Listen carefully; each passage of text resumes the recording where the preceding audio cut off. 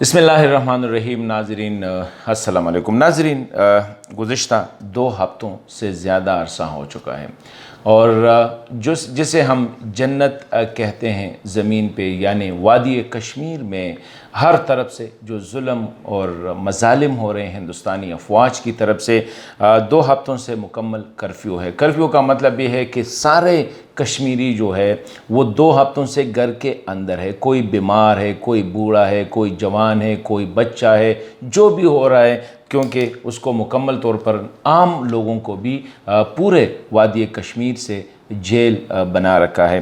اسی طرح پوری کشمیری کی عادت، خواہ وہ ہندوستان نواز کی عادت تھا یا حریت پسند کے جو تھے، حریت پسند لیڈر جو تھے، ان سب کو جو ہے جیلوں میں ڈالا گیا ہے۔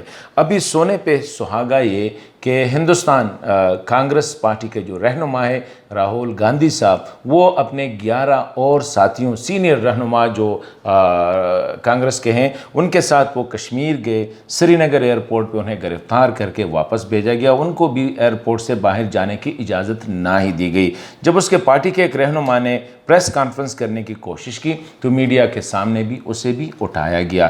یہ ہندوستان کی جو حکومت ہے نریندر مودی کی، وہ کیا چھپانا چاہ رہی ہے؟ یہ ایک بہت بڑا سوال ہے اور میرے خیال میں یہ سوال پورے ہندوستانیوں کو، کیونکہ ہندوستان میں جو 1 ارب 30 کروڑ جو پاپولیشن ہے، آبادی ہے، یہ سارے پاگل نہیں ہیں، نہ یہ سارے مودی کی طرح جو ہے وہ دیوانے ہیں، انسانی خون کے جو ہے وہ پیاسے ہیں۔ تو میرے خیال میں ان کی طرف سے بھی یہ آواز آنی چاہیے۔ آواز تو ابھی آ رہی ہے کہ سپریم کورٹ میں، وہاں کے سپریم کورٹ میں تقریباً 1 درجن کے قریب مختلف پٹیشن جو ہے وہ دائر کیے گئے ہیں۔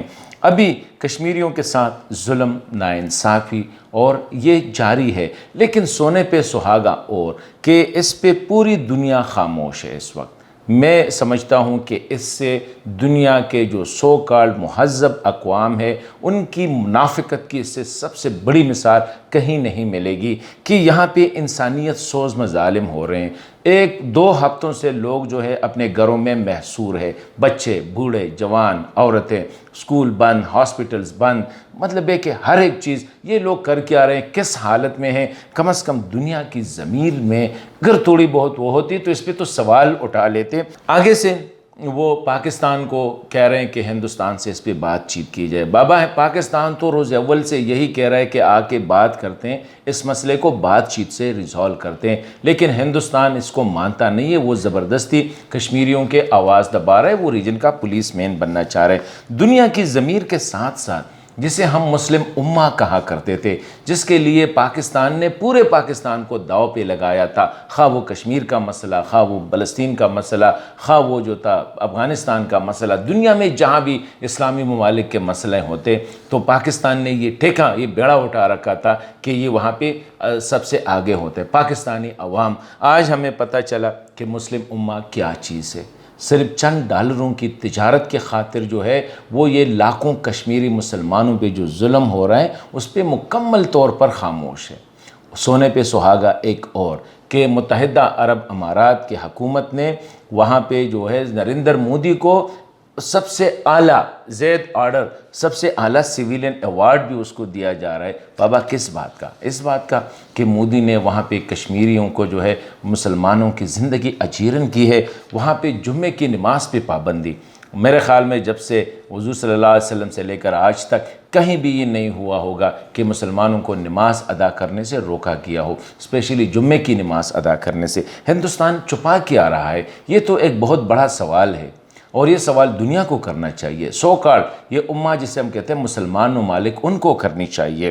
ابھی صورتحال یہ ہے کہ پاکستان اکیلا کشمیریوں کی جنگ لڑ رہا ہے اور دنیا اپنی تجارت کی خاطر، اپنی چند ڈالر کی خاطر جو ہے ہندوستان کے ان مظالم پہ خاموش ہے، جو ہمیں درس دیتے ہیں انسانی حقوق کی، جو ہمیں درس دیتے ہیں مطلب ہے کہ سیاسی آزادی کی، ڈیموکریسی کی، جمہوریت کی، وہ کہاں ہے؟ ابھی پاکستان کو کیا کرنا چاہیے صورتحال میں؟ جب دنیا کی منافقت عیاں ہوئی، جب اسلامی دنیا کی منافقت عیاں ہوئی، میرے خیال میں بہتر ہوگا کہ پاکستان اپنی جو پوزیشن ہے اس وقت وہ یہی ہے کہ دنیا کو بار بار ان کا ضمیر جھنجھوڑے کہ انسانی حقوق کی وائلیشن پہ جتنی حد تک ہو سکے اس کو جاری رکھنا ہے۔ دوسری بات یہ ہے کہ پاکستان کو اپنی تیاری رکھنی ہے، کیونکہ ہو سکتا ہے کہ یہ جو مودی سرکار ہے یہ آزاد کشمیر یا پاکستان پہ حملے کا بھی ارادہ رکھتا ہے اور کسی بھی وقت وہ یہ حماقت کر سکتا ہے۔ اور تیسری اہم بات کہ وہ جو پرائم منسٹر عمران خان کہتے ہیں کہ یہ پلوامہ جیسا فالس فلیگ آپریشن، یعنی خود کر کے پاکستان پہ الزام لگا سکتے ہیں۔ آلریڈی الزام لگایا گیا ہے کہ افغانستان سے کچھ مجاہدین جو ہے وہ کشمیر کی طرف آ رہے ہیں، جو کہ بالکل اگر افغانستان سے آپ کو اتنا پتہ ہے تو پھر ادھر تو ہونا چاہیے تھا۔ تیسری بات یہ ہے کہ پاکستان کو میرے خیال میں اس وقت پوری پاکستان کی جو عوام ہے وہ اسی بات پہ متفق ہے کہ ہندوستان کے خلاف کسی بھی قسم کی کمزوری نہیں دکھانی چاہیے۔ میرے خیال میں یہ بھی ایک بہت بڑی بات ہے موجودہ حکومت کی، پاکستانی سیاسی قیادت کی، کہ کشمیر کے حوالے سے سب ایک پیج پہ ہے۔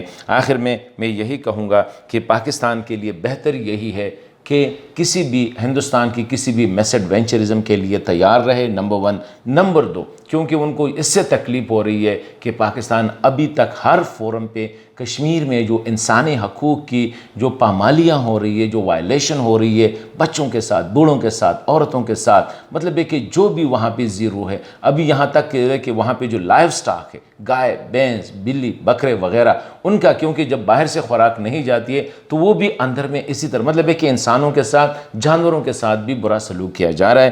تو میرے خیال میں جہاں تک ہو سکے پاکستان کو دنیا کی ضمیر کو جھنجھوڑنا ہوگا، اسلامی امہ کی ضمیر کو جھنجھوڑنا ہوگا، سو کال بڑے جو ہے سعودی عرب، یو اے ای، ایران، ترکی وغیرہ، ان سب کو بیانات سے آگے نکلنا ہوگا، فرنٹ فٹ پہ کھیلنا ہوگا، ورنہ آج جو ہے کشمیر کی باری ہے، کل کسی اور کی باری ہوگی اور یہ سلسلہ چلتا رہے گا۔ آئی تھنک کہ یہ موقع ہے کہ اس کشمیر میں لگی ہوئی آگ کو جو ہے ہمیں دنیا کے سامنے لانا ہوگا۔ ایک دن تو آئے گا کہ دنیا کی ضمیر جاگ جائے گی، ایک دن تو آئے گا کہ سو کال امہ کی ضمیر جو ہے وہ جاگ جائے گی۔